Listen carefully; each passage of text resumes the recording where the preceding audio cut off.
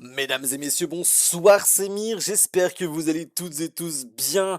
On se retrouve aujourd'hui pour la vidéo de preview du prochain match et surtout du dernier match de la saison à l'Emirates Stadium de nos chers Gunners qui vont donc accueillir ce soir à 21h heure française Burnley dans le cadre de la 37e journée de Premier League. On sait très bien ce qu'on joue à travers cette rencontre, mais il va quand même être important de le rappeler. En effet, c'est un match ultra important entre effectivement le premier de Première League, Arsenal, et l'avant-dernier, Burnley. C'est un match qui implique déjà, on va le dire, la possibilité pour Arsenal de mettre quelques phalanges sur ce titre de Première League qu'on aurait, à mon sens, dû gagner depuis plusieurs journées. Mais bon, ça, c'est certains mauvais résultats qu'on paye un petit peu. Donc, en effet, à l'heure actuelle, je vous le rappelle, nos chers Gunners compte 2 points d'avance sur Manchester City. Une victoire aujourd'hui contre Burnley impliquera de prendre 5 points d'avance avant, je vous le rappelle, le dernier déplacement de Manchester City sur la pelouse de Bournemouth. Donc match qui aura lieu demain, je crois. Ouais, demain. À 20h30, je crois, quelque chose comme ça. Bref, le calcul, il va être simple, très très simple. On va pas se mentir, Arsenal n'a pas le droit à l'erreur. Arsenal doit absolument gagner et... Les amis, c'est important de le prendre en compte. Si Manchester City fait un faux pas, que ce soit un match nul ou une défaite sur la pelouse de Bournemouth, ou même d'ailleurs bon, le week-end prochain, ça n'a pas trop d'importance.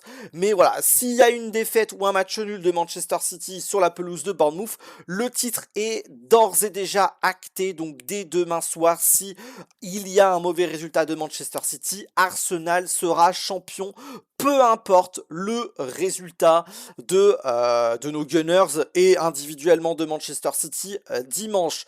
Mais la condition première, c'est que, quoi qu'il arrive, Arsenal remporte ce match contre Burnley. On a le bonus, on va pas se mentir, de pouvoir accueillir le dernier, avant-dernier de Première League. À la 37e journée, c'est quand même un bon bonus, puisqu'en effet, Burnley n'ont plus rien à jouer.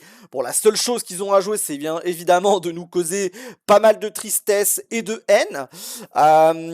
Donc on va vraiment espérer que nos Gunners vont faire un bon match, et je l'espère et je le pense que nos Gunners vont faire un bon match contre Burnley. En effet, du coup, lors de la phase aller, nos chers Gunners avaient remporté ce match-là sur le score de 2-0, but de Victor Gyökeres et de Declan Rice. Pour aller, avant de commencer cette vidéo et commencer un petit peu ce preview, on va parler un petit peu des résultats s'étant déjà un petit peu déroulé au niveau de cette 37e journée de championnat. On a déjà des pronostics. Alors déjà pour rappel, quand je fais des pronostics, n'oubliez pas, je suis extrêmement éclaté au niveau des pronostics. J'espère que je ne le serai pas. Mais au vu des résultats qu'on a eu déjà, je peux dire que vraiment mon taux de réussite il est vraiment pas très très haut. Donc en effet, Aston Villa assure déjà sa qualification en Ligue des Champions la saison prochaine. Liverpool devra donc attendre dimanche prochain contre Brentford pour s'assurer de sa place en Ligue des Champions. West Ham, quant à eux, le match est terminé il y a peu de temps, enfin il y a peu de temps, il y a quand même quelques heures pour moi, mais c'est terminé en début de soirée pour moi. Et West Ham va donc se rapprocher plus que jamais de la relégation après une nouvelle défaite contre Newcastle United. Donc ils pourront toujours bien évidemment espérer se qualifier, en tout cas se maintenir en Première Ligue la saison prochaine, en cas de double mauvais résultat de Tottenham contre Chelsea, donc dès demain, mais aussi éventuellement dans le week-end. Je sais plus d'ailleurs contre qui joue Tottenham ce week-end, mais dans l'immédiat c'est pas important. Et autre petit point, on va parler un petit peu d'une petite photo d'un match qui s'est déroulé aujourd'hui pour moi, le fameux match de Manchester United contre Nottingham Forest, avec une très très belle main de Bryan Mbeumo. Je vous invite à deviner ce qui a été sifflé. Non, il n'y a pas de penalty, il n'y a rien du tout. Non, c'est un but accordé pour Manchester United à la suite de cette main de Bryan Mbeumo. Mais bon, vous n'allez pas beaucoup en entendre parler. Pourquoi ? Parce que ça ne favorise pas Arsenal. Donc bien évidemment, vous n'allez pas en entendre parler. Enfin, du coup, on va pas se mentir que eh bien, il y a un nouveau fait de jeu dans la course à l'Europe, parce qu'en effet, Bournemouth peut prendre une double option sur l'Europe cette semaine. En effet, Brighton a perdu des points précieux dans ce sprint final, et Bournemouth peut toujours espérer rattraper Liverpool eh bien dans cette course à l'Europe, dans cette course surtout à la Ligue des Champions. Une victoire sur City et Bournemouth peut revenir à un point de Liverpool et donc de la Ligue des Champions. Un match nul les rapproche à du coup 2 points si mes calculs sont bons. Donc s'il vous plaît Bournemouth, c'est le moment de jouer. Casser les couilles à Manchester City comme vous nous l'avez fait il y a quelques semaines. Donc on va espérer bien évidemment un résultat de Bournemouth, match nul, défaite, peu importe. Non, chef, oh le lapsus, match nul ou victoire de Bournemouth, et on prend avec grand plaisir, et Arsenal sera déjà champion si Bournemouth arrive à prendre des points à Manchester City. Je parlerai pas de la finale de Cup de Manchester City, hein, bien évidemment. Comme d'habitude, j'avais prévenu, hein, je préviens depuis énormément de temps sur Twitter que, eh bien, comme d'habitude, Manchester City a des décisions favorables totalement en leur faveur, et j'espère encore une fois que, comme je l'ai prédit sur Twitter, j'espère vraiment pas que le championnat va basculer à cause des décisions arbitrales, parce que je l'ai dit d'ailleurs sur un serveur Discord avec des fans d'Arsenal, j'ai dit que Arsenal va payer très très cher la situation de but tout simplement de West Ham contre Arsenal, justement, celle de la semaine dernière. Pour moi, Arsenal va le payer très très cher à un moment donné. Est-ce que ça va être contre Burnley? Est-ce que ça va être contre Crystal Palace en fin de saison? Je ne sais pas. Mais bon, avec Manchester City, on sait jamais, hein, on connaît très très bien leur amour, en tout cas l'amour des arbitres qu'ils ont pour Manchester City, mais bon, voilà. Parlons donc maintenant de cette rencontre. On va rentrer dans le vif du sujet entre Arsenal et Burnley. On va pas se mentir, comme j'ai dit, Arsenal doit absolument gagner ce match-là, et pour même aller plus loin, et ben je pense honnêtement que si on ne gagne pas ce match-là, et ben on mérite pas le titre. C'est tout, il y a rien à discuter. Comme je l'ai dit lors de ma vidéo de pronostic, pour moi, Arsenal déjà cette saison a perdu beaucoup trop de points sur des petites équipes, alors petites équipes entre guillemets, donc des équipes mal placées, c'est ce que je veux dire. Nottingham Forest, Wolverhampton, c'est qui West Ham, on a pris les 6 points, Tottenham on a pris les 6 points, bref. Pour moi, le match contre les Wolves, on doit pas le perdre. En tout cas, on ne doit pas perdre la victoire à la 94e minute. Je sais plus c'est quelle minute, hein, mais vous m'avez compris. Les Wolves, j'avais qui d'autre? Nottingham Forest, le 0-0 qu'on met, c'est pour moi, c'était une honte. J'ai vu ce match-là, je me suis dit, c'est mort. Mais bref, voilà, on verra tout ça. Parce que oui, dans tous les cas, les amis, on va pas se mentir, oui, on est en PL. Oui, n'importe qui peut battre n'importe qui. Mais quand tu es candidat au titre depuis 4 ans, que tu as plusieurs phalanges, je le répète, sur le titre à 2 journées de la fin, tu bats Burnley. Ce soir, je vous le dis texto les gars, une victoire 1-0, je la prends tous les jours. Alors je la prends tous les jours. Une victoire 2-0, je la prends encore plus tous les jours. Parce qu'une victoire 1-0, je vais avoir le stress comme West Ham d'être en mode non, j'ai pas envie d'encaisser un but à la 95e minute. Parce qu'en plus, à l'Emirates Stadium, ça va vraiment faire mal au cul si je peux me permettre. Bref, dans tous les cas, on va pas se mentir que une victoire 1-0 aujourd'hui, je la prends tous les jours. Mais bien évidemment que dimanche, je la prends encore plus. Vraiment, on va pas se mentir là-dessus. Bref, au niveau maintenant de l'équipe, je vais pas vous mentir, j'ai un petit peu peur. Pourquoi? Alors déjà les amis, pour vous annoncer, je tourne la vidéo dimanche soir, donc il est actuellement minuit 7 si vous voulez savoir. Donc en tout cas il est plutôt lundi matin, minuit 7. Donc s'il y a des infos qui sont sorties dans la journée, bah je les ai pas. Voilà les amis, alors peut-être que le montage sera fait après, largement après, plutôt dans le début de soirée pour vous. Voilà les amis, m'en voulez pas s'il n'y a pas forcément les infos de vive voix. Bref, pourquoi j'ai un petit peu peur? Parce que j'ai pas envie que notre cher Mikel Arteta se dise en face, c'est que Burnley. Du coup, Arteta, pour moi, il doit y aller avec l'équipe type. J'ai pas envie qu'il me dise, c'est Burnley en face, je peux faire tourner, je peux mettre tel ou tel joueur qui n'ont pas forcément du temps de jeu. C'est le moment, on est... Non, les gars, c'est pas le moment d'être au pays des bisounours. C'est l'avant-dernière journée de Première Ligue. On va dire, t'as une main sur le trophée pour faire simple. Il te faut la deuxième main que tu peux mettre. Tu peux mettre quelques phalanges de la deuxième main, mais dimanche, tu peux mettre le reste des phalanges sur le trophée. Mais voilà, contre Burnley, tu t'en fiches, tu mets l'équipe type, tu vas chercher la victoire et tu vas... Voilà, en tout cas, alors l'équipe type, quand je parle d'équipe type, je parle de la meilleure équipe disponible, puisqu'en effet, il y a une petite blessure, voire même une deuxième, qui se sont un petit peu rajoutées à la balance. Donc on va espérer vraiment là-dessus que Arteta, il va pas se dire, vas-y, je vais faire tourner, je vais y aller YOLO, c'est pas le moment. Bref, je pense vraiment que Arteta va nous sortir la même compo, ou en tout cas un semblable de même compo que les dernières semaines, puisque ça avait quand même très très bien marché depuis le match contre Fulham. Bah, je vais pas vous mentir que tout s'est bien passé, hein. Depuis le match contre Fulham, tout se passe bien au niveau de la proposition de jeu. Alors oui, vous allez me parler du match contre West Ham, mais je suis désolé, le match contre West Ham, tout se passe très bien jusqu'à la blessure de Ben White et le replacement et l'hybridation de Declan Rice qu'on doit mettre en latéral droit pour faire rentrer Zubimendi. Finalement, à la mi-temps, on change. Zubimendi, tu restes là. Par contre, Lewis Kelly, bah, tu passes en latéral gauche. On met Declan Rice au milieu de terrain. Par contre, on va mettre Mosquera en latéral droit. Et pour moi, du coup, eh bien, c'est important de le prendre en compte, bien évidemment. Donc, première interrogation, donc comme je vous l'ai dit déjà, c'est la fameuse blessure de Ben White qui va être remplacée, je pense, par Christian Mosquera. Pourquoi? Parce qu'effectivement, je crois, alors j'ai vu des photos, mais je sais pas si c'était vrai ou pas, j'ai pas eu le temps de me pencher là-dessus, mais Jurriën Timber serait de retour de blessure, et quoi qu'il arrive, que ce soit vrai ou pas, je pense qu'il est beaucoup trop tôt pour pouvoir eh bien, impliquer Jurriën Timber directement dans dans l'équipe titularisée contre Burnley. C'est un peu trop risquer la rechute, risquer éventuellement. Alors je sais pas si l'équipe des Pays-Bas a été annoncée pour la Coupe du Monde, mais c'est pas grave. Mais ça serait en tout cas très dommage de risquer une nouvelle blessure de Jurriën Timber.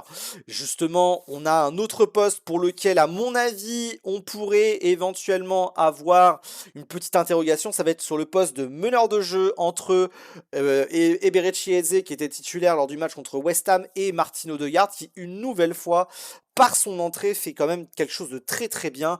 Et pour moi, Martin Odegaard va être titulaire face à Burnley. Pourquoi? Parce que Burnley, ça va pas forcément être une équipe qui va énormément proposer d'action. Alors c'est vrai que quoi qu'il arrive, Odegaard va défendre, il défend, il n'y a pas de souci là-dessus. Mais surtout, on va avoir en face de nous une équipe qui va beaucoup jouer en repliée sur elle-même, donc j'espère vraiment que si on a Odegaard, même si on a Eze titulaire, hein, je pense pas qu'il y ait un meilleur choix. Si, il y a un meilleur choix entre Eze et Odegaard, je pense vraiment que c'est Odegaard sur ce match-là, mais quoi qu'il arrive, je pense pas qu'il y a un mauvais choix entre les deux. Faut que vous compreniez un petit peu là-dessus. Il y a un meilleur choix, mais il n'y a pas un mauvais choix là-dessus. Enfin, si, il y a un mauvais choix. Mauvais choix, c'est de mettre Norgard titulaire. Je pense que c'est absolument plus le moment pour Norgard de mettre Norgard titulaire. Bref, vous comprenez très bien ce que je veux dire. Quoi qu'il arrive, je pense du coup et j'espère que Arteta ne commettra pas de nouveau son erreur de West Ham en mettant Rice au poste de latéral droit tout en mettant Zubimendi titulaire. Est-ce que Zubimendi va être titulaire? Je pense pas forcément. Je pense vraiment que Arteta a été très heureux de l'implication de Miles Lewis Kelly sur les dernières semaines. Miles Lewis Kelly est, je pense honnêtement, parmi les meilleurs joueurs de ces dernières semaines du côté d'Arsenal. Bref, au niveau du coup de l'équipe, on va rester sur du classique. J'ai un petit doute malgré tout par rapport à Calafiori, puisque contre West Ham, il était sorti sur blessure. Donc peut-être voilà qu'il y aura un changement. Que Calafiori ne sera pas titulaire. On a Hincapié qui peut jouer bien évidemment à la place de Calafiori. Miles Lewis Kelly pourra lui aussi jouer à la place de Calafiori, mais j'espère honnêtement que Calafiori sera titulaire parce que lui aussi, depuis qu'il est revenu de blessure, eh bien, on se rend compte de l'importance de Calafiori. Bref, au niveau de l'équipe, David Raya au cage, Christian Mosquera au poste de latéral droit, je mise quand même sur Riccardo Calafiori au poste de latéral gauche. La défense centrale, ça bouge pas. Gabriel et Saliba. Au milieu de terrain, nous aurons donc Miles Lewis-Kelly, Declan Rice, ainsi que pour moi, Martin Odegaard. En attaque, on va garder la même attaque. Saka, Trossard sur les ailes, ainsi que Victor Gyökeres en pointe de l'attaque. Je pense aussi là aussi que c'est important de garder Victor Gyökeres en pointe de l'attaque. Est-ce que il y a un monde où je suis en train de me poser la question, est-ce qu'il y a un monde, je suis en train de me poser la question, là parce que en fait, je me suis fait un script, mais je suis en train de me poser la question, est-ce qu'il y a un monde où Arteta ne nous met pas Calafiori, mais Miles Lewis-Kelly en latéral gauche, qui nous mettent Eze au milieu, donc Odegaard, Eze, Rice au milieu de terrain, et qu'on est aussi en poste de ailier gauche Havertz pour faire une double pointe entre guillemets Havertz, Gyökeres, c'est une possibilité, je viens de l'avoir en tête, peut-être que je vous mettrai la compo un petit peu là sous les yeux, on verra, bref, dans tous les cas je pense qu'on va rester sur l'équipe que je vous ai donnée. Bref, du côté de Burnley maintenant, attention quand même, puisque c'est une équipe qui joue sans pression, et on connaît le danger des équipes qui jouent sans pression. Ils n'ont plus rien à jouer. Certains joueurs ont quand même joué pour des clubs qui n'aiment pas beaucoup Arsenal. On pense à Kyle Walker qui a joué pour Manchester City, mais ainsi que Tottenham. On a Hannibal qui a pu jouer pour Manchester United. Le reste de l'équipe, honnêtement, je vais pas vous mentir, je les connais pas énormément, donc je vais pas forcément m'attarder dessus. Je vous affiche, quoi qu'il arrive, l'équipe du dernier match, dans laquelle ils ont quand même réussi à prendre un match nul à Aston Villa, donc c'est quand même assez important. Attention, alors certes ils jouaient à domicile, mais c'est quand même important de se dire que Burnley a réussi à prendre des points contre Aston Villa. Bref, pronostic maintenant de cette rencontre. Comme je vous l'ai dit dans ma vidéo de vendredi dernier, concernant cette 37e journée de Première Ligue, je vois une victoire d'Arsenal contre Burnley. La question, quel score? Parce qu'effectivement, Manchester City a repris l'avantage sur nos Gunners en termes de différence de but. Actuellement, on est sur un +1 en faveur de Manchester City. L'idée aujourd'hui, ça va être de planter. Pourquoi? Parce que j'ose espérer que 2 victoires. Alors oui, j'ose espérer 2 victoires, bien évidemment, mais surtout que on n'est pas à l'abri d'un mauvais résultat à un moment donné pour X raisons.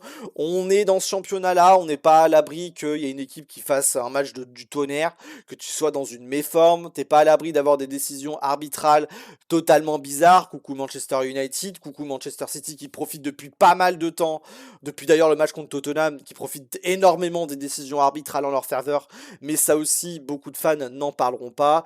Et en plus voilà, on est Arsenal, on connaît très très bien les faiblesses de cette équipe, capable de stresser pour pas grand chose, et l'idée va être bien évidemment de marquer le plus de buts au cas où il y ait un match nul et qu'on soit devant à la différence de but, sachant que, admettons que le titre revienne à la différence de but, il faut déjà compter un +2 pour Manchester City, puisqu'en effet, s'ils gagnent leurs 2 derniers matchs, ils gagnent avec minimum un but d'avance, donc quoi qu'il arrive, il va falloir planter pas mal de buts donc dans ce match-là. Donc s'il vous plaît, la bande Arteta, allez me chercher ce putain de championnat, j'en ai marre d'attendre. Allez me chercher ce championnat, ça fait depuis plus de 15 ans que j'attends de voir Arsenal soulever ce trophée, donc s'il vous plaît, allez me chercher ce championnat. Bref, on va pas se mentir, j'imagine pas forcément une déferlante de buts. Mais franchement, un petit 3-0 net me ferait très plaisir. Donc le 3-0 va être mon pronostic sur ce match-là. On va miser sur un doublé de Gyökeres, pourquoi pas un petit but de Declan Rice? Allez, soyons fous. Bref, dites-moi dans les commentaires votre pronostic sur ce match-là entre Arsenal et Burnley. De notre côté, on va donc se retrouver potentiellement donc dans 2 moments différents cette semaine, donc 2 potentiels moments cette semaine. Soit, on se casse la gueule contre Burnley et on se retrouve dès demain, si j'ai le temps de monter la vidéo. Soit on se retrouve potentiellement après le match contre Bournemouth et Manchester City pour savoir si déjà on est champion, et bien évidemment, du coup, qu'est-ce que va nous proposer cette dernière journée de championnat, en espérant bien évidemment voir nos Gunners soulever ce championnat d'Angleterre. Je vous remercie et on se dit à très vite. Come on you Gunners!